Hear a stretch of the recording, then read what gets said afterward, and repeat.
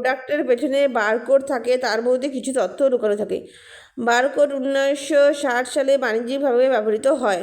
Barcode দুই প্রকার: linear barcode, 2 dimensional barcode. Linear barcode আবার তিন প্রকার। পিসি, যা খাবার দাবার বইতে এই ধরনের বারকোড দেখা যায়। কোড 39 হলো আলফা নিউমেরিক, মিলিটারি ও অটোমোটিভে ব্যবহৃত হয়। 1 to 8, যা আলফা নিউমেরিক ও শিপিংয়ে ব্যবহৃত হয়।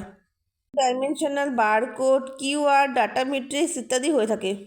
ইউনিভার্সাল প্রোডাক্ট কোড, যা 95টি কলাম রয়েছে, খাবার ও বইতে থাকে।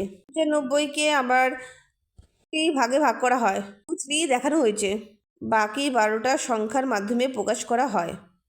তথ্য পাওয়া যায়। প্রথম ডিজিট থেকে বস্তুটির কোয়ালিটি বোঝা যায়।